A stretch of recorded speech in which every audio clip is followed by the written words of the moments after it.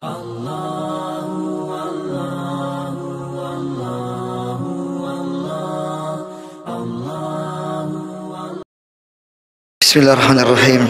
Assalamualaikum warahmatullahi wabarakatuh. Alhamdulillahi rabbil alamin. Wassalatu wassalamu ala asyrafil anbiya'i wal mursalin wa ala alihi wa ashabihi wa man tabi'ahum bi ihsanin ila yaumiddin, amma ba'd. Hadirin jamaah salat maghrib yang dirahmati oleh Allah Subhanahu wa taala. Alhamdulillah, kita bersyukur kepada Allah Subhanahu wa taala atas limpahan nikmat dan karunia-Nya kepada kita semua. Salam dan salawat kepada Nabi kita Muhammad sallallahu alaihi wasallam. Jamaah salat maghrib yang dirahmati oleh Allah Subhanahu wa taala, kita akan melanjutkan pembahasan kita dari kitab yang berjudul Qisasul Anbiya'i Al-Qasasul Haqq. Kisah-kisah para nabi Allah Subhanahu wa taala yang dikarang oleh Syekh Abdul Qadir Syaibatul Hamdi rahimahullahu taala. Masih tersisa penggalan terakhir dari kisah Nabi Sulaiman alaihissalam, dan insyaallah kita akan selesaikan. Kemudian kita akan berpindah kepada kisah Nabi Yahya dan Nabi Zakaria. Taib, terakhir kita membahas surah An-Naml ayat 22 sampai 41. Jadi malam ini kita akan lanjutkan pada ayat 42 sampai ayat 44. Jadi silakan dibuka surah An-Naml ayat 42. Allah Subhanahu wa taala berfirman, "Falamma ja'at qila hakadha arshuk qalat ka'annahu hu wa utina al-ilma min qabliha wa kunna muslimin." Nah, ya, jadi sebagaimana yang kita sebutkan pada pertemuan yang lalu, bahwasanya Nabi Sulaiman alaihissalam bertanya kepada prajurit-prajuritnya, pasukan-pasukannya, siapakah di antara kalian yang bisa memindahkan singgasananya Balqis ke sini, ya, dari Yaman ke sini. Kemudian Ifrit mengatakan bahwa dia mampu memindahkannya sebelum Nabi Sulaiman bangkit dari tempat duduknya. Kemudian yang diberikan ilmu di antara mereka mengatakan bahwasanya, ya, saya bahkan mampu memindahkannya sebelum kamu mengedipkan matamu, ya, sebelum berkedip matamu. Nah, dan ulama kita berbeda pendapat siapakah yang dimaksud dengan yang diberikan ilmu ini. Ya, ada yang mengatakan yang diberikan ilmu itu dari kalangan jin, ya, dari kalangan jin juga, yang lebih hebat daripada jin Ifrit. Nah, sementara Ifrit itu adalah jin yang cerdas dan kuat. Kemudian ada juga yang mengatakan bahwasanya yang dimaksud dengan yang diberikan ilmu di sini adalah malaikat Jibril alaihissalam. Dan sebagian yang lain berpendapat, dan ini adalah pendapat kebanyakan mufassir, kebanyakan ahli tafsir, bahwa yang diberikan ilmu di sini adalah seorang manusia. Nah, manusia yang bernama Asif bin Barkhaya. Jadi dia bukan dari kalangan jin, bukan juga dari kalangan malaikat, bahkan dia adalah dari kalangan manusia. Tapi ya, dia diberikan kelebihan, yaitu doa yang dia panjatkan akan dikabulkan oleh Allah Subhanahu wa taala. Ya, sehingga yang memindahkan itu bukan dia, cuman dia berdoa kepada Allah Subhanahu wa taala agar Allah memindahkan singgasananya Balqis di Yaman ke Palestina, ya, sekejap mata. Nah, sehingga singgasana itu pun berpindah, ya, sebelum Nabi Sulaiman mengedipkan matanya. Nah, jadi ada tiga pendapat, ya, dalam hal ini. Pertama, yang mengatakan bahwa dari kalangan jin yang lebih hebat daripada Ifrit. Nah, yang kedua adalah Jibril alaihissalam, dan ini dikuatkan oleh penulis. ya oleh Syekh Syaibatul Hamdi menguatkan bahwasanya yang diberikan ilmu yang mampu memindahkan singgasana sekejap mata itu adalah Jibril alaihissalam. Dan pendapat kebanyakan ahli tafsir mengatakan bahwa dia dari kalangan manusia, tapi dia diberikan kelebihan oleh Allah bahwasanya doanya itu mustajab, karena dia mengetahui nama Allah yang jika seorang hamba meminta dengannya maka Allah akan mengabulkannya. Nah, jadi dia rahasianya mengetahui nama-nama Allah yang dimana ketika seorang hamba meminta kepada Allah dengan menyebutkan nama tersebut maka Allah akan mengabulkan doanya. Ya, maka disebutkan dalam Al-Quran, qala alladzi indahu ilmun minal kitab, berkata yang memiliki ilmu dari Alkitab. Dan ilmu yang dimaksud di sini adalah ilmu tentang nama Allah, Ismullahil A'zam alladzi idza su'ila bihi a'ta. Ya, yang dimana nama Allah ketika seorang hamba berdoa dengannya, dengan menyebut nama ini maka Allah akan mengijabah doanya. Nah, jadi ini 3 pendapat terkait masalah ini. Nah, kemudian ketika singgasananya Balqis sudah sampai di depannya Nabi Sulaiman alaihissalam, maka Nabi Sulaiman memerintahkan kepada prajuritnya untuk merubahnya, untuk memberikan modifikasi, supaya nanti ketika Balqis datang dia akan ditanya, wahai Balqis, apakah seperti ini singgasanamu? Nah, dan ketika Balqis datang, ya dia mengatakan ka'annahu, ya sepertinya ini. Nah, ya dia bahkan tidak mengenali singgasananya, tapi tidak mengingkari juga. Ya dia cuma ragu-ragu, sepertinya ini, ya mirip sekali dengan singgasananya. Nah, kemudian di ayat berikutnya Allah berfirman, wa saddaha ma kanat ta'budu min dunillah innaha kanat min qaumin kafirin.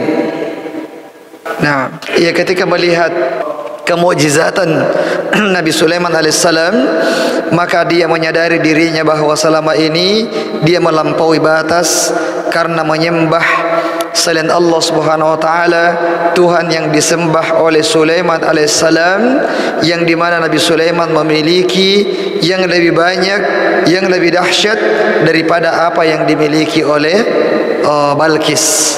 Nah, kemudian di ayat yang terakhir kita sebutkan, qila laha udkhilis sarh falamma ra'athu hasibathu lujjatan wa kashafat an saqaiha qala innahu sarhun mumarradun min qawarir qalat rabbi inni zalamtu nafsi wa aslamtu ma'a Sulaimana lillahi rabbil alamin. Nah, ya jadi ketika Balqis sudah datang, Nabi Sulaiman mempersilahkannya untuk masuk ke dalam istananya.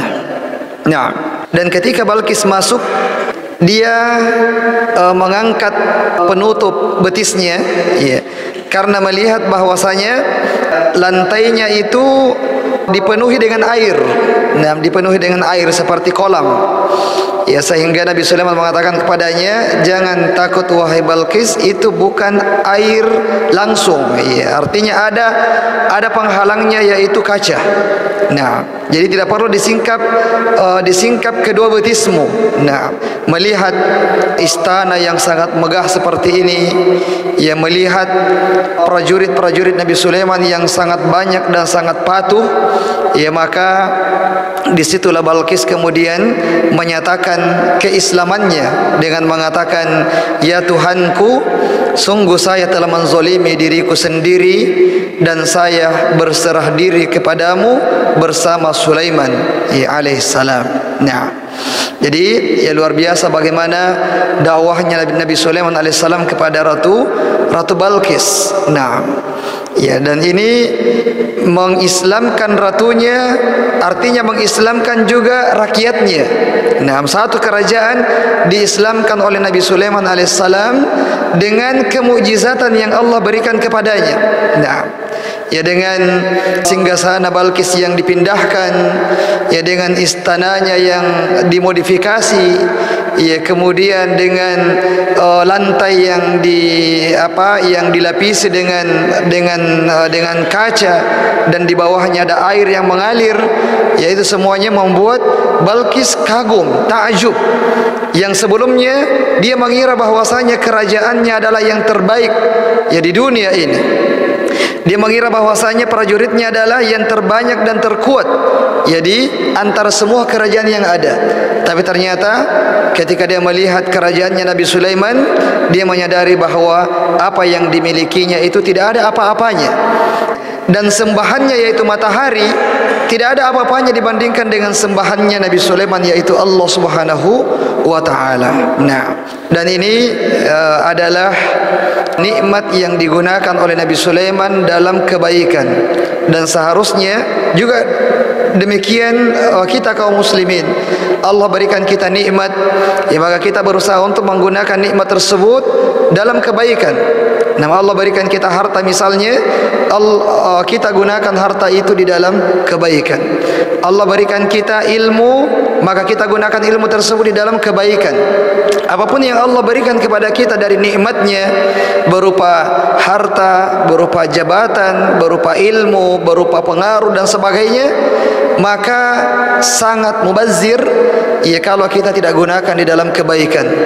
Sangat disayangkan ketika kita tidak menggunakannya di dalam kebaikan, dan itu semuanya nanti akan dimintai pertanggungjawabannya kelak ya di hadapan Allah Subhanahu wa taala. Naam, tsumma latus'alunna yauma idzin 'anin na'im. Kemudian kalian akan ditanya tentang nikmat yang Allah Subhanahu wa taala berikan kepada kalian. Sehingga semakin banyak nikmat yang Allah berikan kepada kita, semakin banyak juga pertanyaannya nanti di hari kemudian. Tapi kita akan terselamatkan ketika nikmat yang banyak tersebut digunakan di dalam kebaikan. Dan sebaliknya, nikmat yang dulu di dunia itu akan menjadi malapetaka di akhirat ketika kita tidak menggunakannya di dalam kebaikan-kebaikan. Nah, taib, jamaah yang dirahmati oleh Allah Subhanahu wa taala, ya, kemudian yang terakhir dari kisah Nabi Sulaiman alaihissalam, ya, kita sebutkan dalam surah Saba ayat 14. Ya, surah Saba ayat 14. Allah berfirman, "Falamma qadayna 'alaihi al-mauta ma dallahum 'ala mautihi illa dabatul ardi ta'kulu min sa'atihi." Falamma kharra tabayyanatil jinnu an law kanu ya'lamuna al-ghaiba ma labithu fil 'adzabil muhin. Taib. Ya, jadi Nabi Sulaiman alaihissalam ya, dengan segala kelebihan yang dia miliki, dengan segala prajurit yang dia miliki dari kalangan jin, hewan dan manusia, ya tetaplah sebagai seorang manusia yang akan berakhir dengan kematian. Nah, yang berakhir dengan kematian. Namun bedanya adalah kematian Nabi Sulaiman alaihissalam itu tidak seperti kematian nabi-nabi Allah Subhanahu wa taala yang lainnya. Ya, di mana Nabi Sulaiman alaihissalam ketika meninggal dunia, tidak ada di antara prajuritnya yang tahu kalau dia sudah meninggal dunia. Ya, di mana para jin, manusia itu semuanya tunduk, patuh, bekerja di bawah pengawasan Nabi Sulaiman alaihissalam. Nah, jin-jin itu semuanya bekerja di bawah pengawasan Nabi Sulaiman alaihissalam. Ya, pekerjaan yang berat, pekerjaan yang sulit, ya semuanya mereka kerjakan, dan tidak ada yang berani untuk membantah dan membangkang dari perintahnya.